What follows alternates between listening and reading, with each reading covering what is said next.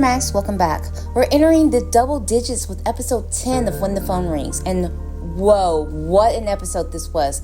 So strap in while we do this recap with spoilers. So watch on if you've already seen episode 10 or if you still just don't care. We start off with our couple in bed. Pak-sun is looking adoringly at his hijua while they're rocking complimentary pajamas. He proceeds to wake her by whispering her name. He asks if she slept well, and she did. He gives her a kiss and she snuggles more into him, wanting to sleep more. He encourages her to go back to sleep, but she'll be late for work. She panics, but he's teasing her. It's only Saturday. But after they get up, Hung Yi-ju scolds Pak-sun about the toothpaste while he's folding clothes, and how he didn't squeeze the tube from the bottom. But him, who takes their clothes off inside out like this? Hung Yi-ju is like, you always do that with your socks. Side note, my husband does this too, so this definitely hits close to home.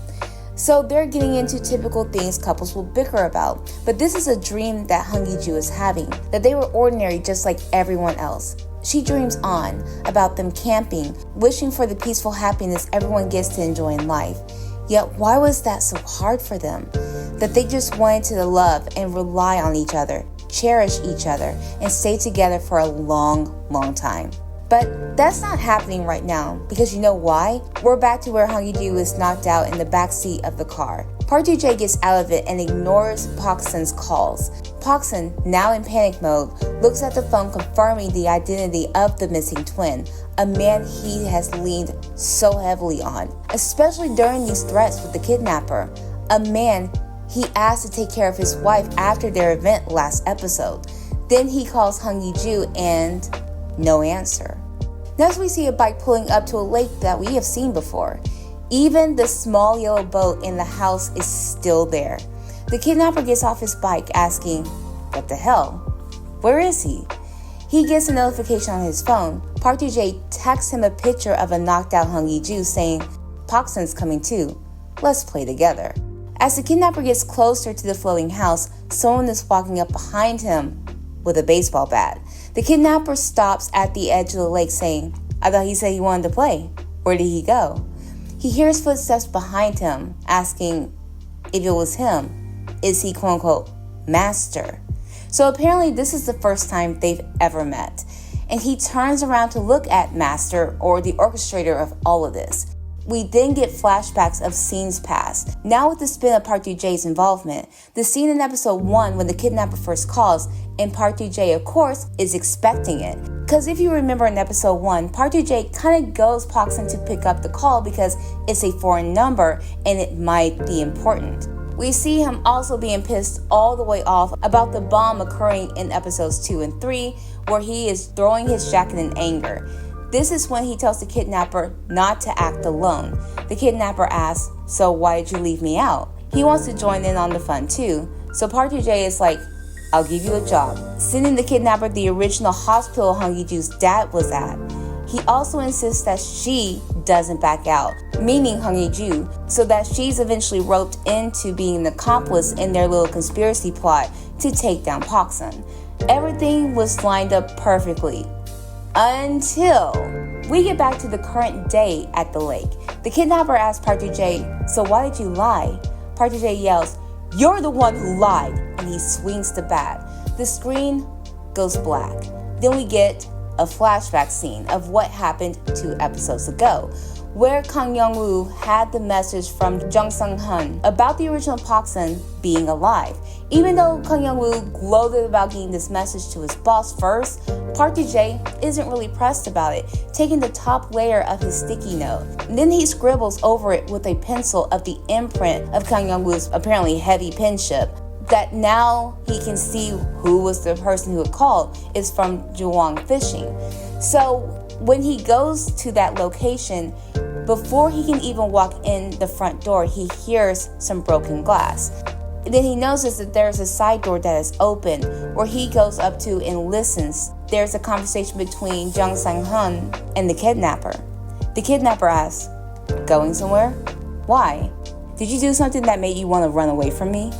Jung Sang-hun asks the kidnapper to stop, and he gets a, what do you mean? Jung Sang-hun says, I know you're the one behind it. Leave him alone. Meaning our bae. The kidnapper says, You must have seen my face on the news. So what? Did you tell him that? Jung Sang-hun says, the kid did nothing wrong. It was your grandfather and parents who tried to off you.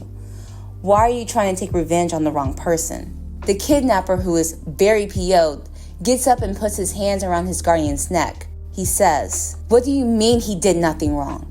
He enjoyed my life for decades. He got to live under my name. Jung Sang-hun says, I never should have let you live. When your grandfather tried to off you, I should have let him. The kidnapper says, there's no point in regretting it now. It's too late. Don't get in the way. Don't take his side either. I'm going to destroy him. Then he knocks out his guardian with the bottle and, per his usual stunt, sets the store on fire and all that. So we get back to a bleeding kidnapper now, because Park Do-jae, from the conversation between the kidnapper and Jung Sang-hun, now knows that the dude he just swung on is the real Pak-sun. With a smile, a diabolical smile, the kidnapper is like, guilty, you caught me. Is that why you use Hong Hee-ju as bait to lure me in? Did you call Pak-sun too? The three of us should meet and talk face to face. And Park Do-jae is like, I'll give you your chance, so shut up and wait. And goes in for another swing, but they end up duking it out. And the kidnapper is gaining the upper hand, and he starts beating Park Do-jae with his own bat. Then he says, I don't need you anymore. Goodbye. He flings Park Do-jae into the lake to drown him. Park Do-jae's presidential badge goes floating up to the surface, which the kidnapper sees, accusing Park Do-jae of being Pak-sun's lackey. Then he's like, let's play some more, insisting this is going to be fun as he punches and stomps on Park Do-jae before trying to drown him again, and this is giving off feels of what his grandfather had done to him. Our Pak-sun is hightailing it down the mountain. He's got the picture of the lake from an unknown caller, the kidnapper goading him to come play, and if he brings the cops, he'll off Hong Hee-ju.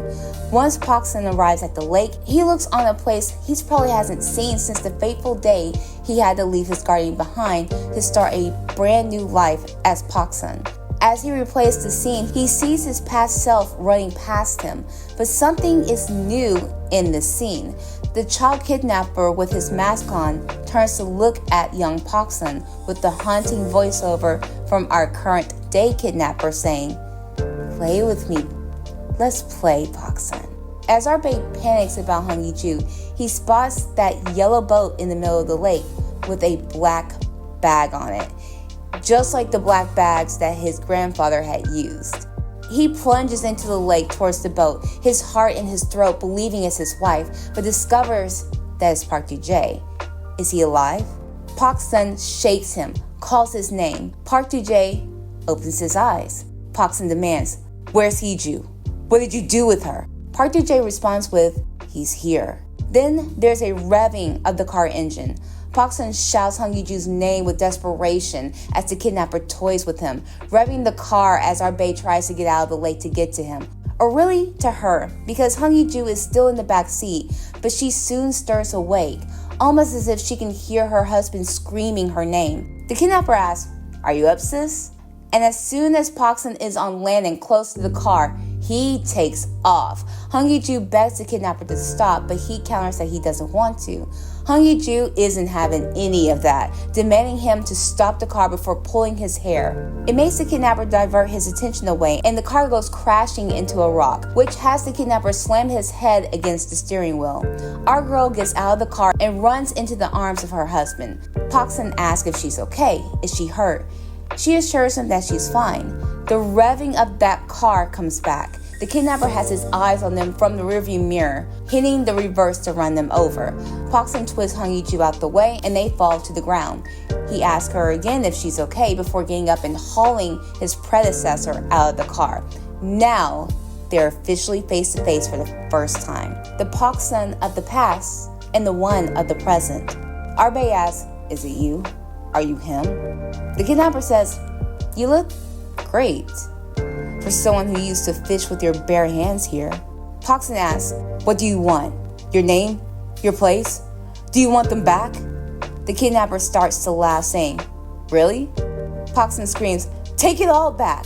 I never wanted them in the first place. Just take it back. The kidnapper laughs as Hong Hee-ju calls what we find out later is an ambulance. The kidnapper says, really? Would you give me Hong-Gi-Ju too? Will Hong-Gi-Ju be my wife now? Oh no. That's one thing in this life our Parkson would never give up. One of the things that has kept him sane in living this life he never wanted. And he solidifies that with his fist meeting the kidnapper's face. But as the kidnapper is bent down, he brings out his tactical knife, beating Parkson back to where our bae is now the one pinned to the car and struggling to keep the knife away. Before he gets gutted, Park Ji-jae comes in to tackle the kidnapper to the ground. Park Ji-jae gets to his feet, but not for long when we see that Park Ji-jae got knifed in his side.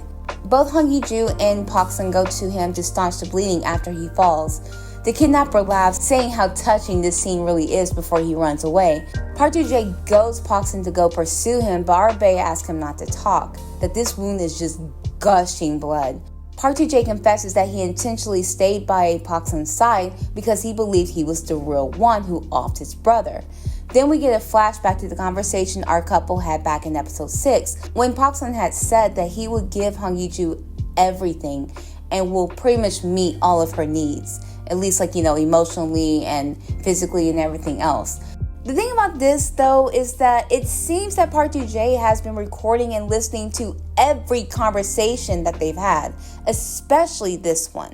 And he confesses to being the one who pushed our Hong-Gi-Ju off the mountain. And so all of this had started when the crew was on the bus going to their company retreat. He does see Parkson shielding Hong-Gi-Ju's eyes from the sun on the bus. And that's when he had texted the kidnapper saying that it is D-Day. And of course, eventually we do see an image of him shoving her off the cliff. And he tells him that, just like when I lost my only family, I wanted you to feel the pain of losing someone precious to you too. And Hong-Gi-Ju says, "You got it all wrong. It wasn't him. It was that crazy a-hole." Park Ji-jae grabs onto him asking, "Then who on earth are you? Why aren't you Parkson? After all this time, what the hell have I been doing?" He coughs up blood and then he's gone. After that, we get the aftermath. The police and investigation crews out there. Parkson is looking down at the blood on his hands as the rain falls, and he thinks back to when he first met Park Ji-jae, when he was still a news anchor at HBC, and Park Ji-jae was a new, fresh-faced trainee reporter. And also how Parkson had invited Park Ji-jae to be the special administrative officer at the presidential office when Parkson eventually gets a job there. And Park Ji-jae had told Parkson then how honored he was to do it, and he'll work hard, and he thanks Parkson for choosing him. And he looks so genuine when he says this. And now back to the hard rain and the blood-soaked hands, which are soon taken into the hands of his wife, who wipes it away with a handkerchief. Hong-Gi-Ju asks, "Were you hurt?" That question for him is more mentally than physically. Parkson says, "I entrusted everything to him. On the day you were kidnapped, I had him track the phone and location and get you bodyguards. On top of that, I entrusted you to Park Ji-jae myself." Hong-Gi-Ju says, "It's not your fault. Don't blame yourself." But he wonders, where did it all go wrong? He's right. I used to live here catching fish. And Hong-Gi-Ju takes off the blanket from her and wraps it around him and holds him while he grieves. Because y'all, this was a lot to take in. I mean, from Parkson's point of view, he's had a very turbulent time from the last little bit of episode 9 to now. He not only discovered the resting place of those poor unfortunate children, his wife had been kidnapped by the twin brother of one of those boys, a man he had put so much investment and trust within, and entrusted someone very precious to him to look after. Unaware, he was playing right into the hands of an adversary. Then the crowning glory of all of this, he meets his namesake, the person Parkson was brought in to replace, to be better than, and to give off the illusion of a perfect family and grandson that the original failed to be. And it's what I had believed all this time. Our bae is more than happy to hand back everything to Parkson.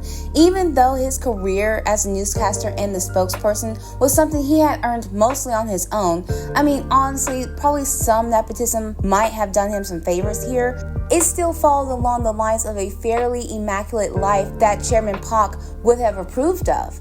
And still, the kidnapper, honestly, may not have been able to function like our bae, not with his homicidal hangups, like, let's be real. That's why I was a little surprised that Park Jae didn't piece it together that Parkson wasn't the same little boy from before. You would think that a little boy that age who was already offing people left, right, and center, that hobby might be a little hard to give up the older you get. Like, this isn't something you outgrow like a pair of shoes. You usually go bigger, get braver. Then again, there has been some very sophisticated serial offers of people, and our Parkson might have been good at hiding his sins. So with our bae not being involved in any of that, Park Jae may have considered that discrepancy somewhere. But he was so hell-bent on getting his own sense of vengeance against Parkson that I understand his judgment being clouded because of this. I mean, losing a sibling is difficult, and this was his twin, and the only family he had left considering that they were orphans. But now he had no other alternative but to make the person who he perceived to be responsible by taking him down and the person he loved too. And that's the thing. Regardless of what happened, Hong Ye-ju didn't deserve to be shoved. I know, on the other hand, his brother was innocent too. But it just sucks when we, of course, knew that Parkson was blameless in all of this, yet he was the one being blamed for circumstances out of his control. And by proxy, Hong Ye-ju has also had to pay the price for the simple sin of marrying and loving him. Before we move on though, I have to talk about this scene with the kidnapper trying to knife Parkson. Y'all, his eyes. Did anyone else get Judge Doom vibes from Who Framed Roger Rabbit? Like, this moment right here had me saying, he's a tune. Great acting from Park Jae-yoon, but now every time I see it, I can't unsee it. Also, the colored contact lens doesn't help it, so it kind of feeds into the illusion of this being cartoonish in a way. But I will also say, I didn't expect Hong Ye-ju to be saved this early in the episode, so that was surprising too. So at least for now, I'm glad that our babies are still together, even if the kidnapper is still on the loose. Speaking of which, the kidnapper stops at a bathroom to treat his wound. When it hurts too much, he tosses the antiseptic he has. He just tosses it against the wall. He then starts to laugh with a string of blade saliva oozing from his mouth. He says, all these a-holes, they're all coming at me. They must have a wish to get clocked. So we get a flashback on what happened between him and his mother when he's at his grandfather's house last episode. He goes up to her and they stand in front of that giant picture of Chairman Park. He says, the first anniversary day of his passing is coming. In 3 days, right? Exactly a year ago, around this time. When I saw the news that he passed, it all came back to me. His face was on every channel and it came back to me. The face of the man who pushed me into the water. And his mother looks onto him with concern. He says, so do you know what I thought? What a shame. I should have offed him myself. With my hands. I should have done it myself. His mother has this look on her face like she's broken. The kidnapper reacts saying, what? Are my hands weird? Are they dirty? She doesn't respond, tears forming in her eyes. He dips down to see her, asking, are you crying? Why? Do you pity me? She says, no, I pity myself. I was tricked. I was told that you were gone, that he said he offed you. That old geezer tricked me. Her son laughs, asking, what the hell are you saying? You all wanted me gone. Do you know why I didn't come after you people first? Because I knew you'd try it again. You locked me up again. And she's crying, because he's crying too, but she's crying. She's like, no, my baby, And he says, you just what? Tell me. Are you happy I'm alive? Are you happy to see me? She says, I never want to lose you again. I mean that. But a task force led by Mr. Min comes in, and they are about to tase the kidnapper, but his mother turns them, shielding him as she takes the shock of it, and it knocks her out where Mr. Min catches her, calling her professor. So she's the vague professor they were referring to back in the last episode. And of course, I think vaguely in episode 2, I think it mentions that she was a professor, but it's been a long time since that title has come back up. So Mr. Min asks the task force to get the kidnapper, and he starts scrapping with the 3 other men that Mr. Min had brought. He pulls out his knife on the one he captures, threatening to off him if everyone doesn't stay back. He looks at his grandfather's portrait, saying, "See you soon, old man. I'll give you a show of a lifetime." Then, seeing his mother still knocked out, he pushes the man towards his comrades before he escapes. But now we know, with so many people hunting him, he has nothing to lose. Well, Poxon's mother has made it home, and she's awake but lying down on the couch. Her husband comes in, already tipsy. She asks, "Have you found him?" He's like, "No," and takes a drink. She says, "Honey, how could you still treat him like this? He went to hell and back. How could you?" He says, "Hell? He's making our lives a living hell right now. Snap out of it." She's shocked at first, but then she starts laughing. See, it's a family trait here. She asks, "Was living ever heaven on earth for you?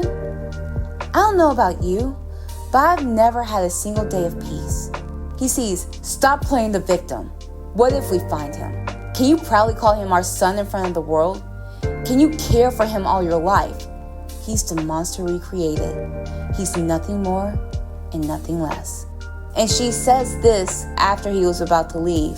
"He takes after you a lot, but do you know something? Neither of you take after your father."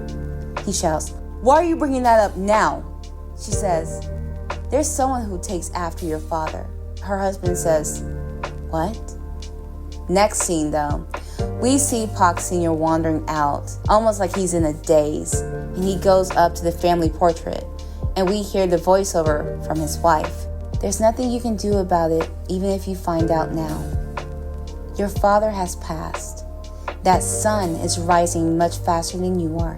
The Pak family values the presidential race more than life itself, and unless you give it up, what can you possibly do?" In frustration, Pak Sr. throws his glass at the portrait, and it looks like it bounces off of the chairman's face before it shatters. Interesting parallel to when Miss Ma'am spat on the picture of Chairman Pak back in episode 5. Then Pak Sr. starts crying. Now, this scene is very telling, and with what little episodes are left, I don't think we'll get further background into it. But I don't really think it's necessary. We already know the type of monster Chairman Pak was. The man who saw perfection in every aspect of his life. So no doubt when Pak Sr. had his heterochromia fixed, that was an imperfection that Chairman Pak couldn't tolerate. And I don't doubt he was hard on Pak Sr., conditioning him to be the better potential of himself. But Pak Sr. wasn't like his father. The child he took in to raise, our Pak son, has more attributes of the chairman than his actual son did. And I'm sure Pak Sr. feels threatened by our bae. I mean, a lot of this is speculation, but it kind of ties into what Miss Ma'am had already said. That it seemed that the chairman had put a lot of energy into making sure his substitute grandson was exemplary, flawless, sharp-edged, and astute. The same grandson who made his own way into the world without leaning so heavily on his family name like his father had to. Because remember back in episode 4, after the disastrous dinner between the parents, Pak Sr. had said that Pak Son had better watch out and stay in his shadow if he wanted to succeed. And Pak Son was just like, "What makes you think I'm still there?" It goes to what Miss Ma'am was saying, that on his own right, Pak Son has surpassed the shadow his father cast. Maybe also because the shadow wasn't as profound as Pak Sr. thought it was. Because let's be honest, the shadow that Pak Sr. casts is probably the length of a pinky toe in comparison to the long, far-reaching one of the chairman who had orchestrated that by years of wheeling and dealing his way into politics. And I'm sure with that, it already gives Pak Sr. an inferiority complex, but sometimes it sucks to suck. And going back to Miss Ma'am, and this is kind of like what I also had to roll my eyes about, when she had mentioned about how the Pak family, all they were concentrating on was winning the presidential race over family. I'm like, woman, you couldn't even raise the son you were given. You locked up your original son and you practically disregarded the son you were forced to raise. Or I wouldn't even necessarily force, because she still had a choice. She could have walked away and she didn't. But There's a lot of choices you could have made better and you didn't, but now you're up there living and simmering in your regret. But you still took that regret out on an innocent child that didn't deserve it, who didn't even want to be there. And so it's just like, you can miss me with that too. Both of y'all are just dismissed to me. So back at HBC, Nayuri is giving a report where Park Sun is the focal point. She says that yesterday afternoon, the police announced the arrest of a suspect believed to be an accomplice in the Park Sun threat case and stated that his residence had been searched. While this report is going on, the co-workers at the presidential office are also watching it, wondering, are they saying that that's where Park Do-jae lives? An Jin-hee says, no way. Why would he do that to Mr. Park? Kim Soo-young wonders if Mr. Park Sun is okay. Kang Woo confesses that when he spoke to him on the phone earlier, he didn't sound okay. And of course, well, how can he be okay? He kept Park Do-jae by his side and trusted him more than anyone. An Jin-hee wonders what's going to happen now. Kang Woo says that Park Do-jae will be investigated and punished for it, and the spokesperson said that he'll clarify his position soon. But the entire team is devastated and worried about their boss. No doubt that they're also feeling betrayed because Park Do-jae was their colleague too. So Nayuri finishes her report, saying that they'll continue with the latest updates while the Parks and Mr. Min are watching on. She says that while the police were investigating the motive and circumstances of the crime with the arrested accomplice, they identified 2 of the criminals' hideouts and conducted a focused search. During this process, a weapon believed to have been used in the crime was found and thoroughly investigated. Based on identifiable fingerprints, the suspect is likely an unregistered person with no official family ties. During this, Mr. Min, who was calling someone, says he won't pick up. So Park Sr. tries calling that person, which is our Park Sun. But our base sees the call and declines it. Plus, how messed up is that you have your assistant call your son before you do? Again, sucks to suck. Anyway, the detective he spoke with back in episode 7 comes around the corner to him while he's at the hospital. Detective Kang says, we're analyzing Park Do-jae's computer hardware, and it appears that it's been used for backdoor hacking. Park Sun asks, is that how you wiretapped me and tracked my location? Yes, but there was another target of the hacking besides you, and we suspect it was his accomplice, the one who made the threats. So does that mean we can track his location right now? Detective Khan says, the problem is that the program is encrypted. We don't know how long it will take to decrypt it. Park Sun then suggests to ask Park Do-jae for it because that would be the fastest way. But the detective says that Park Do-jae is exercising his right to remain silent. And apparently he had also informed Park Sun this morning that an incident had occurred. Park Sun wonders how Park Do-jae is doing. Fortunately, it's nothing life-threatening, and he does have a police on guard at his door. But our boy visits him and witnesses Park Do-jae handcuffed to the bed on one wrist and banished on another. So what Detective Khan was indicating was that Park Do-jae attempted to off himself earlier. So Park Sun says, serves you right. Turns out you were helping the culprit all this time, and he made a fool of you. You feel empty and embarrassed. I bet you wanted to disappear. You got me wrong and sought revenge because you were deceived. But you try to hurt Hee-ju too. That's a different issue. That's attempting offing, do you know that? Park Do-jae snaps with, you have no right to blame me. You've had a good life living as Park Sun, am I wrong? Arbe says, you're right. I'll make sure everyone, including me, pays for their sins. So help me catch him first. Park Do-jae snaps, his handcuffs clanking. He says, don't be ridiculous. You will expose your family's secret and give it the highest power in the country? I won't fall for it. I won't be fooled twice. Then why did you save me? Park Sun debated. Have you ever thought I might not be the person you hate even just once? I have no intention of showing mercy. If you want lighter sins, cooperate with the police. He leaves out. Park Do-jae asks, have you never doubted me? Thinking you might have seen through my true intentions, I was always on edge. Because you could have seen right through me. Park Sun says, I trusted you. I don't trust anyone. But I trusted you. And especially since he entrusted his wife to Park Do-jae, who he values above all else. He strolls back to his bedside and says, I know it's late, but would you consider trusting me now? And Park Do-jae looks at him as if he's considering it. Does he? We don't know yet. But what we do get is, in this next scene, we get the Emmy up to where those 4 boys are buried, uncovering their bones, their clothes, toys, etc., including a shoe that has a child's name etched in it. After this, we get to a scene with Na-Yuri iterating what Ji Sang-woo just told her, recounting Mr. Jung Jin-suk raised Pak-sun, and the real son has returned and is trying to off Pak-sun. And she is getting loud and impassioned, and Ji Sang-woo clears his throat to call her attention back to her volume because she was getting in her feelings.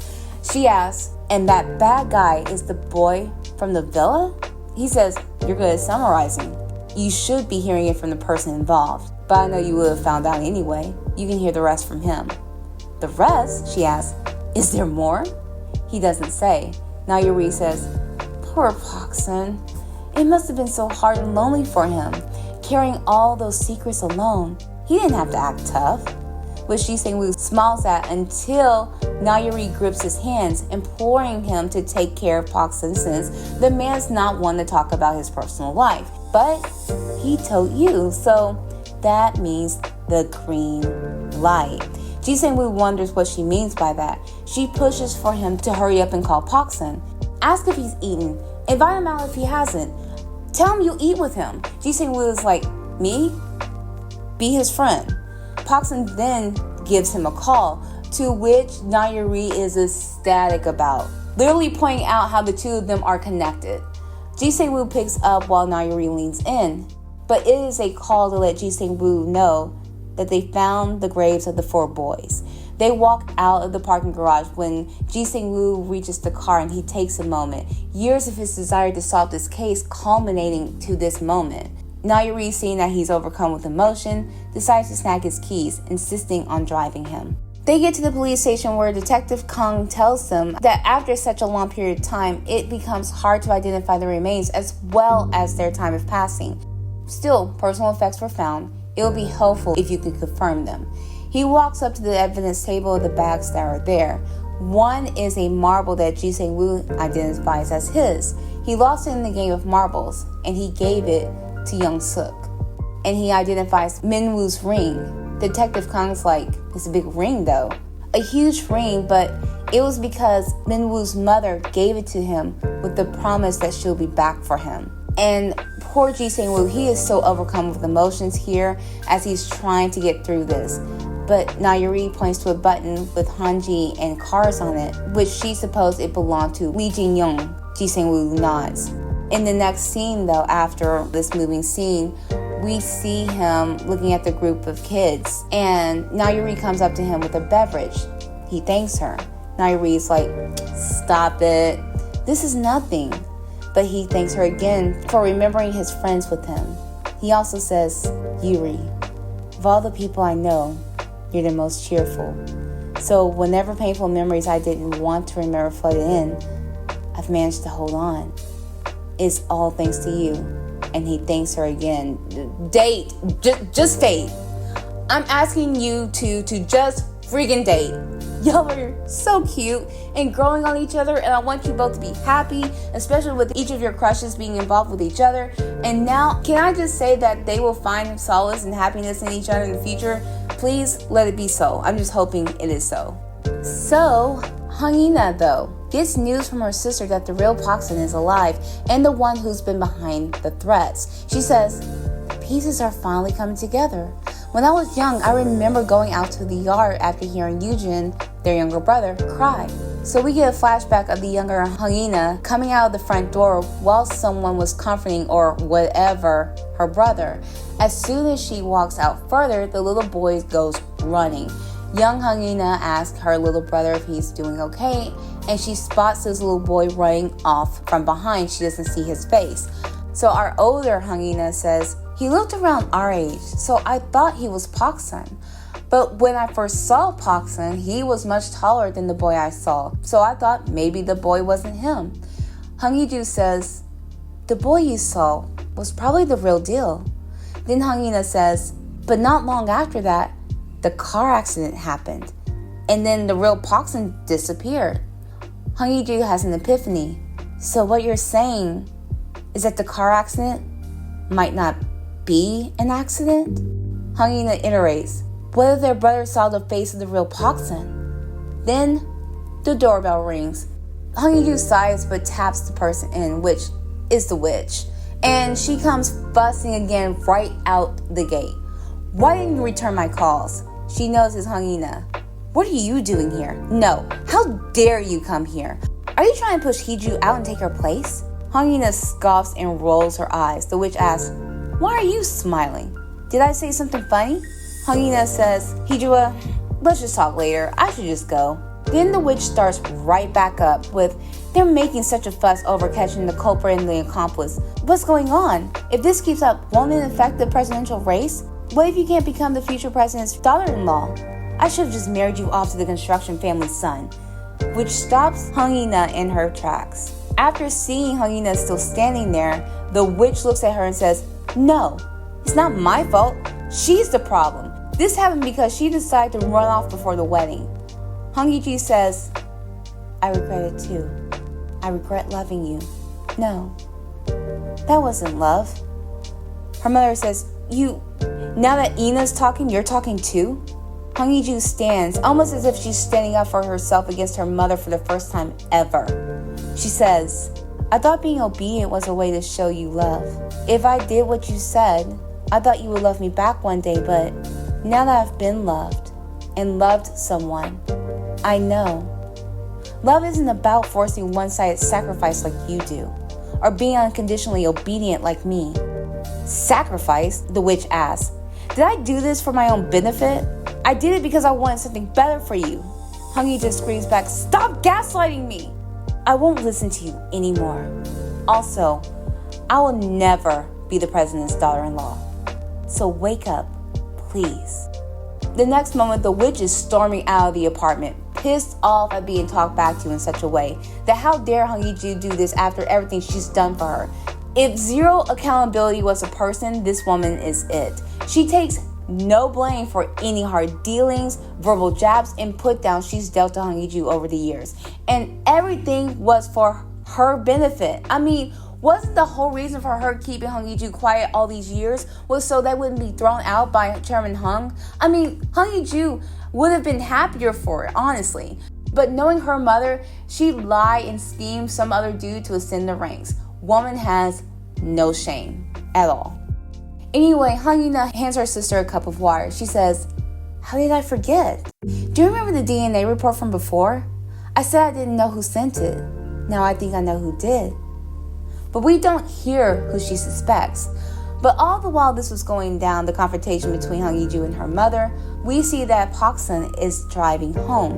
When he arrives, he's surprised to see candles lit everywhere. He calls for her and she comes out, wearing that dress that she purchased back in episode 5. She comes up to him and pushes him down onto the couch. She hands him an envelope, which is their wedding vows. And she says, you don't have to read it all. Just remember this. 1. The groom cannot initiate divorce. 2. Divorce is prohibited under any circumstances. 3. We will actively announce to the public that we are a married couple. If any of these are violated, the penalty will be 2 billion won. Does that sound familiar to you? Poxon asks, what is she doing? Hangiju says, I understand what it means now. And it flashes back to episode 8 when they're in bed, when he confesses to her that he fell for her long ago. And she brings it up to him, saying, I don't know exactly when that is, but I'm certain that it was before 3 years ago, before the wedding. The person who sent the DNA report to Ina was you, wasn't it? She shows him her phone with a snap screen of his conversation with Hangina that we see at the end of episode 2. And remember from that scene, what was the first thing he asked of Hangina? If Hangiju was marrying the construction family's son. That was the first thing he asked. But then we get the remaining scene of how the wedding would still take place by them switching brides. And so Hangiju now has her proof. I wasn't a stand-in. From the very start, I was your wife. Once all this is over, will you marry me? Our babies got tears in their eyes, and this reversal got to me. But Poxon tells her, no, once this is all over, I'll propose to you. and he dips down and he kisses her. And they kiss as the camera rotates around them, and he gets her up on the couch and they continue lip locking, and he stops to stroke her cheek and says, "I love you, Hong-Gi-ju." And they proceed to eat each other's faces. So let me just say that I love this scene. For one reason is that I got validation that it was Park Sun who sent that DNA test to Hung-Ina to scare her off so he can marry the woman he loves. That's a yay moment for me. The nay moment in this scene for me is, I wish he wouldn't have trumped her proposal. To me, this was Hong-Gi-ju's time to shine, her masculine moment to claim some power of the dynamic that has been so wonky in their relationship. Because this woman is a complete 180 from the Hong-Gi-ju we met in episode 1. She has the love of the man she values so much. She's talking. She has a great job that she got on her own merit. She stood up to her mother, and for the first time in her life, she has felt mostly secure. The other part is still dealing with the kidnapper, but she knows that they're at the tail end of all of this. And this is her way of telling him that I'm with you. I want to be with you no matter what other secrets come out, no matter what the kidnapper might do further. But yeah, I wish it would just been him just accepting her side of the proposal, even if it was just like an okay or some other wonderful verbiage he could pull out of his ingenious head. I just wish we would have gotten that, but we'll see how things will shape out in the future. Next scene, Detective Kong informs Park Ji-jae that of the 4 discovered remains, 3 were identified with the help of personal items, but for the remaining 1, we have no clue. It will take some time to analyze the remains and see if the DNA matches yours. Park Ji-jae turns the page of the papers he's given, pictures of the identified remains of the 4 boys on each page. Then he gets to the page with the shoe. The shoe that has a name written in it, and Park Ji-jae is triggered by it. We get a flashback scene of his younger self running up to the gate of the villa where one of the shoes was left outside. His brother's shoe. And the poor baby, in tears, rattles the gate calling his brother's name, while in the present day, Park Ji-jae is crying, getting confirmation that his twin has been found at last. And poor baby, despite all that he's done to Park Sun unknowingly and Hong-Gi-ju, I still feel sorry for him. Honestly, it's so strange seeing him with such variation of emotions this episode. This is the most we've ever seen him emote, from rage to sorrow. And he has definitely ran the gambit of it this episode for sure. Park Sun is outside the hall and he gets a text from Ji Se-woon saying, "I found my friends thanks to you. Thank you." Park Sun says, "There's still one unidentified person." Ji Se-woon says, "One of the twins?" Park Sun confirms before Detective Khan steps out of Park Ji-jae's room. Park Sun looks at him and the detective nods, verifying that the last child has been identified by his brother. So our bae goes and visits Park Ji-jae. He tells him, "I was going to self-destruct too, after my revenge. Once the goals and targets that kept me going were gone, I was going to disappear too." Park Ji-jae wonders, "What about now? Did you change your mind?" Park Sun confirms, "Of course. I'm going to live a life after taking revenge with the person I want to be with for the rest of my life." Park Sun looks over to Park Ji-jae's bandaged wrists. He asks, "Will you try again?" Park Ji-jae doesn't answer. Park Sun comes closer saying, "It's a shame your brother died, but what about the rest of your life?" Park Ji-jae again doesn't respond, but it looks like Park Sun's words are getting to him. Our bae says, "This is all because of him. How many lives need to be destroyed before this comes to an end?" Park Ji-jae says, "It's not over yet. We have to catch him. After that, I'll think about what comes next." I was relieved when I learned you weren't the Park Sun I thought you were. So now Park Ji-jae is on board. Therefore, he gives up information to the police, who learn that Park Ji-jae plans spy chips and tracking devices in all the mobile devices and transportation that the kidnapper uses. Out of the 3 transports, only one still has an active device on it. Detective Kong says to check the GPS and pinpoint the exact location as soon as possible. Next scene, we get the 2 sisters in Chairman Hung's office. He says, "I heard Park Sun caught the accomplice. What about the culprit?" Hong-Gi-ju says, "We found out who the culprit is." Chairman Hung looks surprised either at just hearing her talk for the first time, but of course I'm sure he already knew she could. But he still asks, "Who is it?" Hung-Ina chuckles at that. Again, her father already knew since he didn't look surprised in the least, and how nothing gets past him. He's like, "Just get to the gist of it. Who's the culprit?" Hong-Gi-ju says, Before I tell you, I have something to ask you. Hangina jumps in with, the reason you covered up our car accident. What deal did you make with Chairman Park? You remember that flashback scene of Chairman Hung holding Chairman Park hostage in the rain? Well, we go back to that one to get full context of what that means. So, again, Chairman Hung shaking with rage as he's holding a kneeling Chairman Park at gunpoint in the rain, okay? So, he says, the man who ran my kids over. I chased him to the Philippines and got him to confess just before I was about to take his life. So don't try to deny it. Chairman Park says, have you calculated thoroughly? After you shoot me, what would you have left?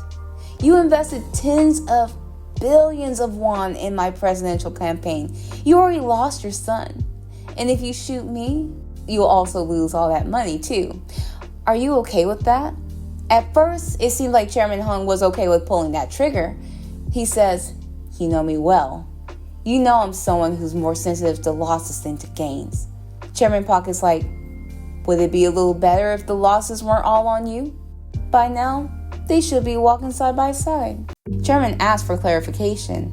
Chairman Park says, on the road to the afterlife. Your son and my grandson. How's that? Is it starting to add up now? Back to the present. Hangina is insistent on him telling them now what was thrown away and what was gained. We don't find out, but we get to Park Sr. lights and incense in the home of his father.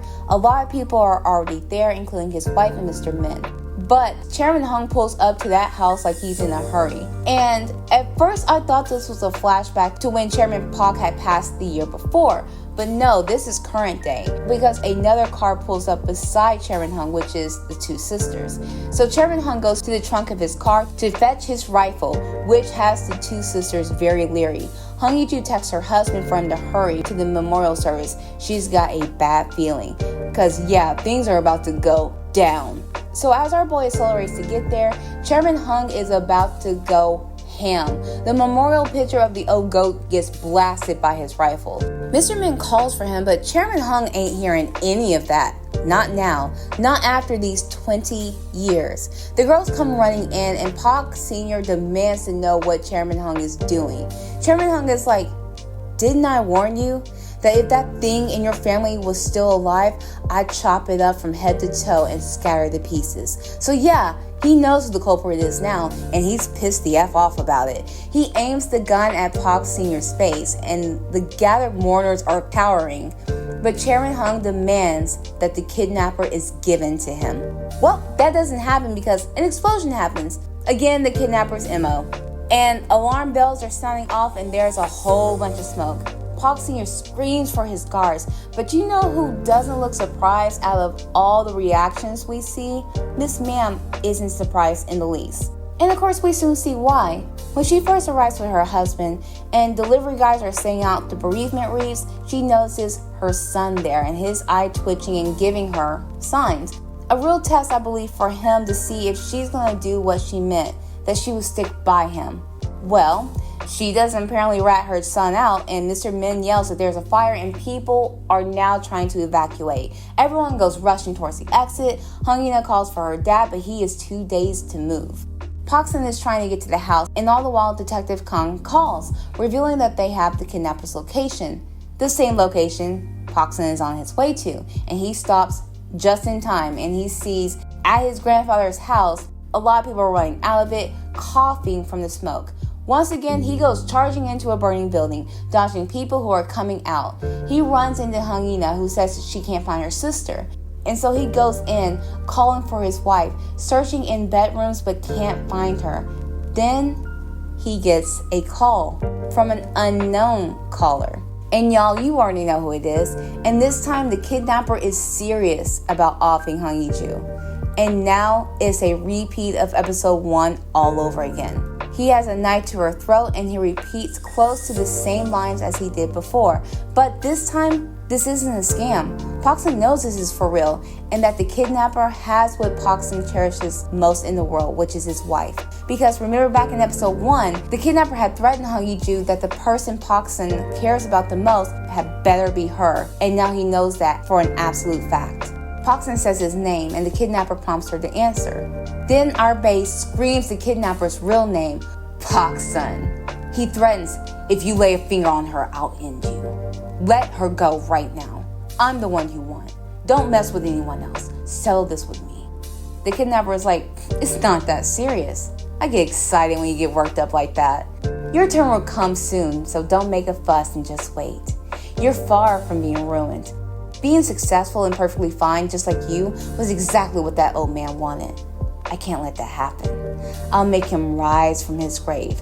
This is just a taste. You don't know what real pain is. I really want you to suffer properly. And why is that? For the simple fact that our little babe watched and did nothing while the original Poxon was being drowned by his grandfather. So the kidnapper's going to get his jollies out of watching him too. He continues with, I'll watch you struggle, beg for your life on the verge of choking. You should experience that kind of torment for once. The once pleasant scent from your body will turn to the pungent smell of blood. I'll make you suffer. All the while, Poxon remembers he put that location finder on his phone for Hung Yi-ju, and he goes sprinting to his car to give chase.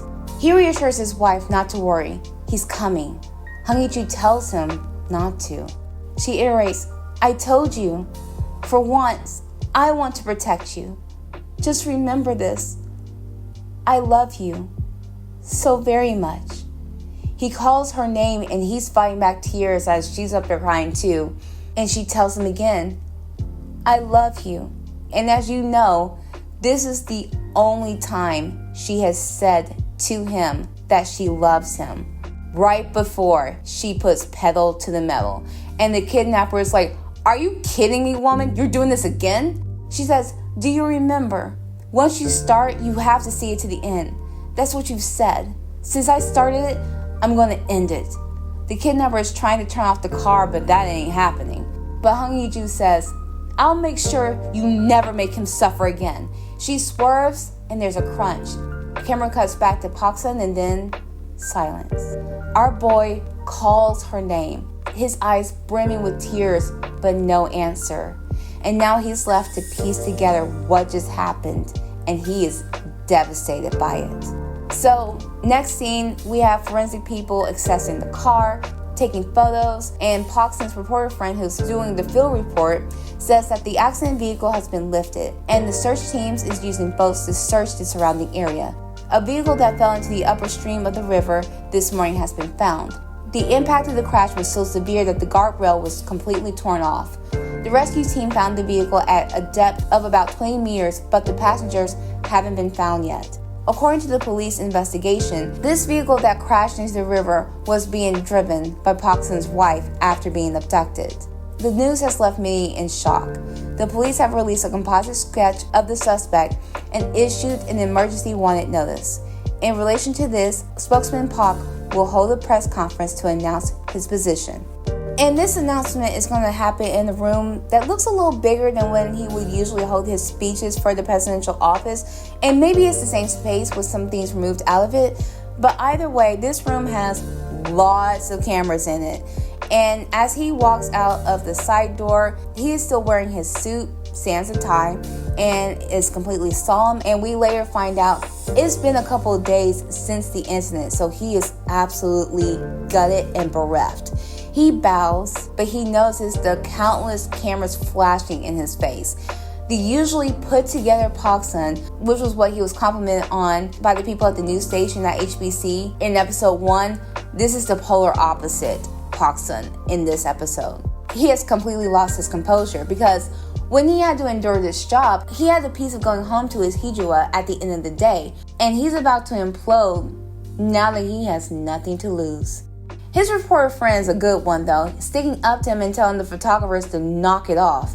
It's not a scandal, it's an incident, a criminal case. They chill out, but they're still flashing on occasion, but not enough to cause someone to have a seizure. So Poxon takes out a statement saying, first, I have something to say to people. For a long time, I've kept something hidden. I am not the son of Pox Sr. And oh, the murmurs and the gasps, y'all, were visible and audible. Like, there was some visible pearl clutching, especially like the reporter behind his reporter friend. So he continues with, I'm not Chairman Park's grandson either. Both the name Parkson and my identity as the Park's child are fake. It does not belong to me. Ji Se-woo is watching this news report live, now with the headline reading that from spokesman Park, I'm not Parkson. He goes on to say, if there's one thing I can truthfully say about myself, it's that I'm married and I have a wife. My wife was kidnapped on the 20th, 2 days ago, by the person who's been threatening to off me. Investigation reports are ongoing, but my wife's whereabouts have not yet been determined. In relation to this, I stand before you, not as spokesperson Park, but as a husband, to humbly request your cooperation and help. And then behind him, the projector goes live. And in front of the entire nation, he reveals who his wife is. And he says, my wife is Hong Yi-ju. She's 28 years old, 167 centimeters tall. And as he's rattling off details, the crew at the presidential office are in shock at the news and how they didn't know. Even Kang Ah-woo didn't know. But you would have thought taking all those company retreat photos would have clued the man in, but we can't be good at everything, like personal space. Anyway, Parkson, though, says that at the time of her disappearance, she was wearing a black suit, black shoes, and had long, straight hair. We also see that Nya-Ri is also watching the press conference and is floored by the news of who Hong Yi-ju is to the man she crushed on. Back at the press conference, our bae now, he can't hold back his tears as he's getting choked by them, getting out that she's a sign language interpreter of the presidential office. And we go back to when she first taught him sign language on her first day through his eyes. And also when they were in bed in episode 8, asking if there was something she wanted to do. And she says that there is. Things she's never imagined they could do together. And unfortunately, they didn't get to do them that day because of a certain nosy somebody at the presidential office. I'm sorry, I'm going to be bitter about that for a while, okay? But she imagined them just being a completely ordinary couple, just like everybody else, just like she said at the top of the episode. Parkson says, there's a lot I haven't done for her. I haven't made her happy yet. If I had known I wouldn't get the chance, I would have just given her everything. And we see her colleagues she used to work with, the interpreters, who are also crying and worried for her. And Parkson pleads, if anyone has seen my wife, please report it now. Please. I ask for your attention and help so that my wife can return safely. And he bows. But before he leaves the stage, he looks up at her bright, smiling picture, hating that he failed her and that he didn't treat her well, and devastated he didn't do everything he needed for her. But this isn't quite the end of the episode. As you know, every even episode, we get a little epilogue. So with this one, it makes up for the devastation we just suffered by watching our couple make out on that couch again. So he stops kissing her and he cups her cheek. He asks, why was I born? I always thought about it. If I had to live someone's life against my will, why was I born? But I think I found the answer to why I was born and I had to live as Parkson. It was to meet you. And I'm not lying when I say I cried at hearing it. I legitimately tears shedding cried because it's true.